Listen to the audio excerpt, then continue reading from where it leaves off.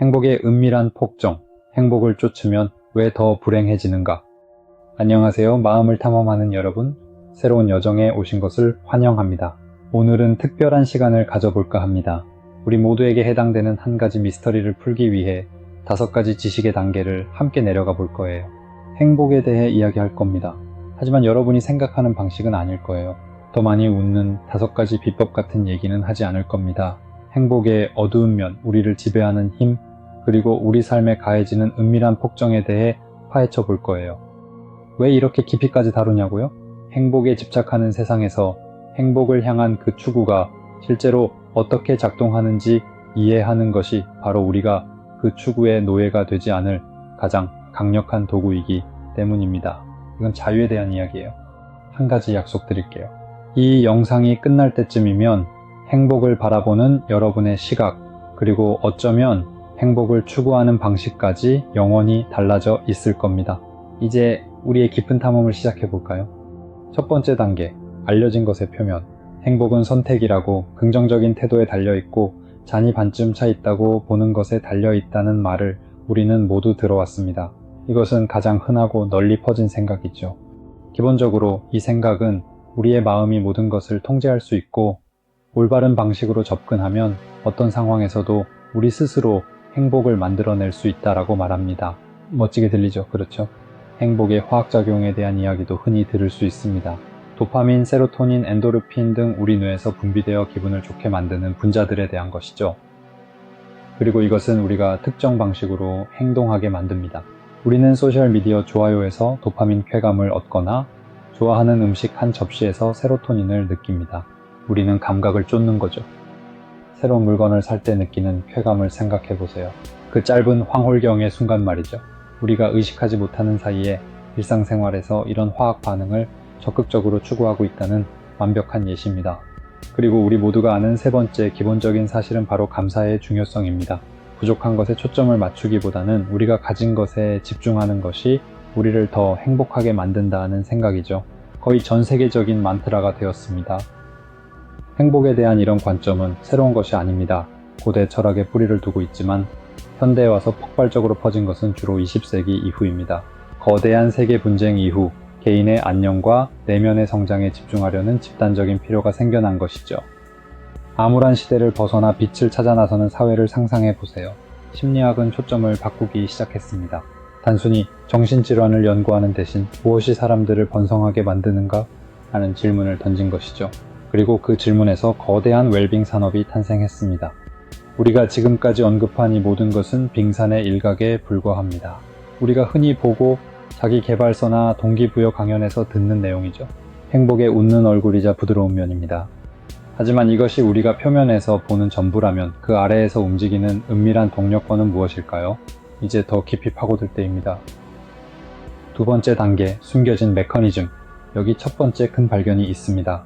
우리 뇌는 쾌락 적응이라는 메커니즘으로 설계되어 있습니다. 이 용어는 단순히 우리가 모든 것에 익숙해진다는 의미입니다. 잘 생각해 보세요.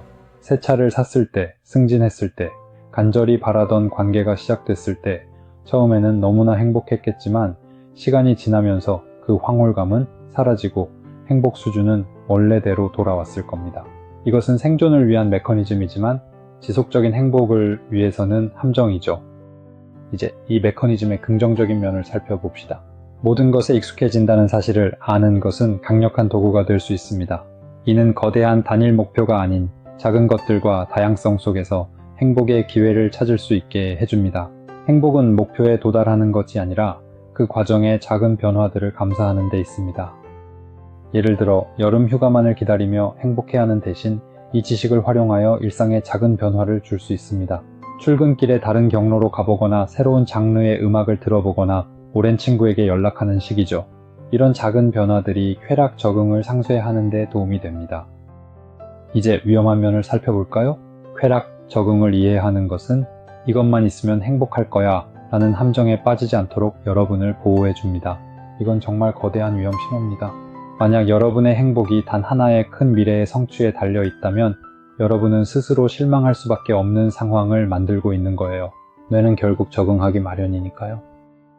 위험한 예시로 고급 차를 사기 위해 빚을 지면서 그 구매가 영원한 행복을 가져다 줄 것이라고 믿는 사람을 들 수 있습니다. 처음에는 기쁨을 느끼겠지만 몇 달 후 그 차는 그저 하나의 차가 될 뿐이고 빚은 현실로 다가오죠. 이런 사실을 아는 것은 잘못된 결정을 내리는 데서 여러분을 보호해 줄 겁니다. 우리를 지배하는 또 다른 생물학적인 보이지 않는 규칙이 있습니다. 바로 사회적 비교입니다. 우리는 다른 사람들과 비교하여 우리의 성공과 안녕을 측정하도록 프로그램되어 있습니다. 이것은 도덕적인 결함이 아닙니다. 우리의 부족 시대 과거에서부터 이어진 흔적이죠. 집단 내 위계에서 자신의 위치를 아는 것이 생존에 매우 중요했기 때문입니다. 오늘날 그 본능은 여전히 남아있지만 우리의 힘을 비교하는 대신 차, 집, 인스타그램에 올린 휴가 등을 비교하는 방식으로 나타납니다. 흔한 예를 들어볼게요. 새 휴대폰을 사서 너무 좋았는데 친구가 그 다음 모델 최신 폰을 들고 있는 걸 보는 순간 갑자기 만족감이 확 줄어들죠. 여러분의 휴대폰에는 아무것도 달라진 게 없는데 비교 대상만 바뀐 겁니다. 이것이 바로 보이지 않는 규칙이 작동하는 방식입니다. 이 폭정의 내부 구조는 우리 마음의 근본적인 기둥, 말하자면 일종의 프로그래밍 오류에 기반을 두고 있습니다. 바로 인지 편향이죠. 그것은 초점 착각이라고 불립니다. 특정 순간에 우리가 생각하는 어떤 것이 실제 우리의 행복에 미치는 영향보다 훨씬 더 중요하다고 믿는 경향을 말합니다. 이를 깊이 연구한 노벨상 수상자 다니엘 카네만은 이것을 우리 뇌의 공장 결함이라고 설명합니다. 더 큰 집에 살면 더 행복할 거야 라고 생각할 때 우리의 마음은 그 집이 일상적인 행복에 미칠 실제 영향을 엄청나게 과장하는 경향이 있습니다. 이를 상쇄하기 위한 아주 간단한 정신 전략이 있습니다. 바로 하루 전체 시뮬레이션입니다. 여러분을 행복하게 할 것이라고 믿는 어떤 것에 집착하게 될 때 잠시 멈춰서서 스스로에게 물어보세요. 그것을 얻게 되면 나의 평범한 화요일이 아침부터 밤까지 정말로 어떻게 바뀔까? 라고요. 이 함정을 인식했다면 여러분은 초점을 넓혀야 합니다. 그저 욕망하는 대상에만 집중하지 말고 여러분 삶의 전체를 생각해야 합니다. 대부분의 시간은 여전히 교통체증, 업무, 식사 등과 씨름할 것이고 새 집은 그저 배경이 될 뿐일 겁니다. 행복에 대한 오늘날 우리의 시각을 형성한 오래된 관습이 있습니다. 바로 행복을 보상으로 보는 생각입니다. 많은 문화권에서 행복은 추구해야 할 대상이 아니라 미덕을 실천하고 의무를 다한 삶의 결과물로 여겨졌습니다. 오늘날 우리에게 주는 교훈은 강력합니다. 어쩌면 우리는 공식을 거꾸로 이해하고 있었을지도 모릅니다. 행복은 원인이 아니라 결과일지도 모릅니다. 즉 목적과 의미 그리고 연결성이 있는 삶을 사는 것의 결과 말입니다. 무엇을 얻느냐가 아니라 어떻게 살아가느냐의 문제인 거죠. 그리고 이것이 바로 이번 단계의 핵심 결론으로 이어집니다. 이 숨겨진 메커니즘들을 통해 우리가 실생활에 적용할 수 있는 가장 중요한 교훈이죠. 일반적인 원칙은 이렇습니다. 행복을 직접적으로 쫓는 것은 매우 elusive, 잡기 어려운 한 목표입니다. 정면으로 쫓으려 할수록 더욱 소나기에서 빠져나가는 특성이 있습니다. 마치 손으로 햇살을 잡으려는 것과 같아요. 여러분의 삶에서 해야 할 혹은 기억해야 할 것은 최종 결과물이 아닌 그 과정의 재료에 집중하는 것입니다. 관계, 건강, 삶의 목적, 그리고 다른 사람들에게 유용함을 주는 것에 초점을 맞추세요. 그러면 행복은 여러분이 굳이 부르지 않아도 자연스럽게 따라오는 부산물처럼 찾아올 겁니다. 이 사실을 이해하는 것은 엄청난 능력입니다. 여러분은 행복의 소비자가 아니라 행복이 꽃피울 수 있는 환경을 설계하는 건축가가 되는 겁니다. 이것은 판도를 완전히 바꾸는 일입니다. 하지만 이제 다 이해했다고 생각하셨다면 마음의 준비를 단단히 하세요. 여기서부터 이야기는 그야말로 혼돈 속으로 빠져듭니다. 세 번째 단계, 현실의 혼돈. 이제 논쟁과 복잡한 문제 속으로 들어가 볼까요? 첫 번째 큰 논란은 바로 이것입니다. 행복은 개인의 책임일까요? 아니면 사회적인 특권일까요? 한편에서는 행복이 100% 개인의 선택이자 정신 상태라고 주장합니다. 하지만 다른 한편에서는 기본적인 욕구가 충족되지 않거나 불안정하거나 차별적인 환경에 살고 있다면 행복을 선택하기는 매우 어렵다고 반박합니다. 여기서 핵심은 근본적인 것입니다. 한쪽은 개인의 자율성과 힘을 주장하고 다른 한쪽은 사회 정의와 함께 환경이 매우 중요하다는 인식을 강조합니다. 그리고 이것은 매우 위험한 대중적 믿음, 즉 유해한 긍정성이라는 개념에 도전하게 합니다. 이미 씨는 우리가 항상 긍정적이어야 하고 슬픔이나 분노, 두려움을 느끼는 것은 잘못된 것이라고 말합니다. 하지만 이것은 거짓말입니다. 유해한 긍정성은 인간의 정당한 감정을 부정하는 것이며 상상할 수 없을 정도로 해로울 수 있습니다. 우리는 이 미신을 믿는 것을 좋아합니다. 복잡한 문제에 대한 단순한 해결책을 제시하기 때문이죠. 기분이 나쁜 것은 불편하고 그저 긍정적인 에너지를 내뿜으면 그 불편함을 없앨 수 있다는 생각은 매우 유혹적입니다. 이것은 아무것도 해결해주지 않는 감정적인 지름길에 불과합니다. 그리고 여기서 놀라운 역설을 발견하게 됩니다. 캘리포니아 버클리 대학교의 연구에 따르면 행복을 너무나 중요하게 여기고 삶의 명확한 목표로 삼을수록 오히려 더 높은 수준의 실망감과 심지어 우울증과 연관되어 있다고 합니다. 이것은 쉽게 해결할 수 없는 딜레마입니다. 찾으려 할수록 멀어지는 것을 어떻게 쫓아야 할까요? 마치 행복은 여러분이 문을 열어주려 집착하지 않을 때만 찾아오는 손님과 같은 거죠. 이로 인해 우리는 목표 자체를 제고하게 됩니다. 이제 비판적인 관점을 가져봅시다. 개인적인 행복에 대한 우리의 집착으로 누가 이득을 얻을까요? 한번 생각해 보세요. 윤리적인 반론은 이렇습니다. 오직 자신의 행복에만 몰두하는 개인들로 이루어진 사회는 타인의 고통에 무관심해질 수 있다는 것입니다. 끊임없는 개인적 안녕 추구는 본질적으로 정교한 형태의 이기주의일 수 있습니다. 그리고 또 다른 논란이 있습니다. 바로 진정한 행복과 만들어진 행복 사이의 대립입니다. 깊은 인간적 연결에서 오는 기쁨과 미래의 알약이나 완벽한 가상현실 경험이 만들어낼 수 있는 기쁨이 과연 똑같이 가치 있을까요? 한 세기 전만 해도 이런 논쟁은 존재하지도 않았습니다. 행복은 공동체, 가족, 그리고 일과 밀접하게 연결되어 있었죠. 오늘날에는 기술과 제약 산업의 발전으로 인해 진짜와 인공이 무엇인지에 대한 질문이 점점 더 중요하고 복잡해지고 있습니다. 이 모든 혼돈은 우리의 인간 조건과 연결됩니다. 우리는 의미를 갈망하는 존재이지만 우리가 아는 한 우주는 우리에게 그 의미를 처음부터 주지 않습니다. 우리는 그것을 스스로 구축해야 합니다. 그리고 이것이 우리 종에게 야기하는 근본적인 문제는 바로 지도를 영토와 혼동했다는 것입니다. 우리는 일시적인 행복감을 훨씬 더 깊고 지속적인 삶의 목적과 혼동해 왔습니다. 보시다시피 현실은 그냥 행복해지면 돼 라는 말보다 훨씬 더 복잡합니다. 그것은 인간으로서 우리를 규정하는 수많은 아이디어와 모순 그리고 질문들의 격전지입니다. 혼돈 속에서도 여기까지 잘 따라오셨습니다. 이제 호기심 많은 사람과 진정한 지식인을 가르는 세부 사항들을 알아볼 시간입니다. 네 번째 단계, 전문가 지식. 여기에는 간단한 검색으로는 찾을 수 없는 개념이 하나 있습니다. 바로 원하는 것, wanting과 좋아하는 것, liking의 차이입니다. 이들은 뇌의 두 가지 완전히 다른 시스템입니다. 도파민에 의해 작동하는 원하는 것 시스템은 우리에게 새 휴대폰이나 승진 같은 것을 갈망하게 만듭니다. 반면 체내아편 유사 물질에 기반한 좋아하는 것 시스템은 우리에게 진정한 쾌감과 만족감을 선사합니다. 문제는 원하는 것 시스템이 훨씬 더 강력하고 요란하다는 점입니다.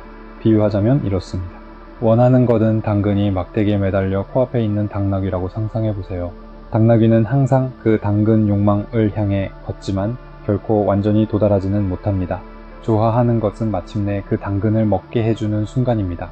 우리 사회는 이 쫓아가는 당나귀를 너무나 비대하게 키웠고 정작 보상을 즐기는 것의 중요성은 잊어버린 거죠. 이 분야에서 핵심적이지만 종종 잊히는 인물인 그리스 철학자 에피쿠로스에 대해 이야기해봅시다. 많은 사람들은 그가 쾌락만을 쫓는 쾌락주의자였다고 생각합니다.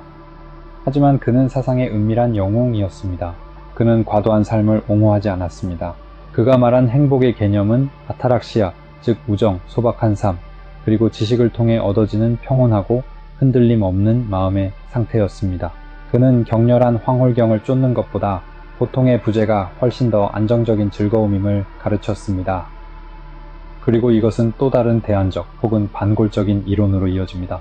바로 행복이 삶의 주요 목표가 아니라는 생각이죠. 오스트리아의 정신과 의사 빅터 프랭클과 같은 심리학자들은 인간의 가장 중요한 추구가 쾌락이 아니라 의미라고 주장합니다. 이 관점은 모든 것을 뒤바꿉니다. 고통과 어려움이 따르더라도 명확한 목적을 가진 삶이 쉽고 즐겁지만 공허한 삶보다 훨씬 더 만족스러울 수 있다는 것을 시사합니다. 행복은 다시 한번 그 의미를 발견하고 그 의미대로 살아가는 것의 부산물이 되는 셈이죠. 이제 연구에서 발견된 놀랍고도 직관에 반하는 사실을 하나 말씀드릴게요.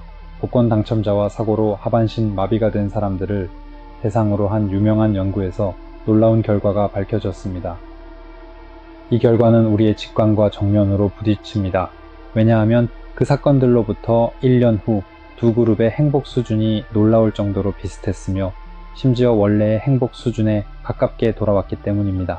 이는 우리가 앞서 이야기했던 쾌락 적응의 강력한 힘과 우리 뇌가 좋든 나쁘든 모든 것을 기가 막히게 정상화시키는 능력이 있음을 보여줍니다. 그리고 여기 모든 것을 아우르는 마지막 핵심이 있습니다. 그리스어 의다이모니아입니다. 이 단어는 흔히 행복으로 번역되지만 사실은 오역입니다. 문자 그대로 좋은 정신을 갖는 것 또는 인간으로서의 번성을 의미합니다. 바로 이 순간이 아하 하는 깨달음의 순간입니다. 아리스토텔레스와 다른 철학자들은 단순히 기분 좋게 느끼는 것에 대해 말한 것이 아니라 잘 살아가는 것에 대해 이야기했습니다. 미덕과 탁월함을 추구하고 목적을 가진 삶을 사는 것이죠. 행복감은 그런 번성의 길 위에 있을 때 따라오는 결과였지 그 자체가 목적은 아니었던 겁니다. 이처럼 깊이 있는 통찰은 우리에게 훨씬 더 진정성 있고 솔직히 말해 훨씬 더 유용한 관점을 제공합니다. 이는 우리가 항상 행복하다고 느껴야 한다는 압박에서 벗어나 충만하고 의미 있는 삶을 살아내도록 우리를 이끌어줍니다. 이제부터는 미지의 영역으로 들어섭니다. 마지막 경계를 향해 나아갈 용기가 있으신가요? 5번째 단계, 최후의 경계, 추측과 경이로움. 이제 미래에 대해 생각해 봅시다. 첫 번째 예측 가능한 아이디어는 프로그래밍 가능한 행복입니다. 기술이 신경자극이나 뇌 컴퓨터 인터페이스를 통해 우리가 원하는 대로 행복 상태를 유도할 수 있게 된다면 어떻게 될까요? 100년 후에는 행복을 어떻게 찾을지에 대한 논쟁이 아니라 오늘 우리가 어떤 맛의 행복을 원하는지에 대한 논쟁이 될 수도 있습니다. 우리는 감정적 경험의 메뉴를 갖게 될지도 모릅니다. 수도승의 고요한 평온함을 원할까요? 아니면 챔피언의 격렬한 환희를 원할까요? 그리고 더 중요한 것은 누가 이 기술을 통제할까요? 그리고 여기서 과학은 그 한계에 부딪히게 됩니다. 우리는 행복과 관련된 뇌의 상관관계를 측정할 수는 있지만 근본적인 질문에 답할 수는 없습니다. 묘훈 삶이란 무엇인가? 라는 질문 말이죠. 과학이 무엇인가를 질문할 때 철학은 바통을 이어받아 무엇이 되어야 하는가를 묻습니다. 기술은 우리에게 어떤 것이든 느낄 수 있는 힘을 줄 것이지만 무엇을 느낄 가치가 있는지 결정하는 유일한 나침반은 바로 철학이 될 것입니다. 그리고 이것은 아찔한 함의를 가집니다. 만약 우리가 우리의 의식을 설계하고 고통을 완전히 제거할 수 있다면 우리는 여전히 인간일 수 있을까요? 고통, 고뇌, 갈망은 우리의 모든 예술, 문학, 그리고 공감을 창조해낸 경험의 일부입니다. 이 주제는 인류의 미래와도 직접적으로 연결되어 있습니다.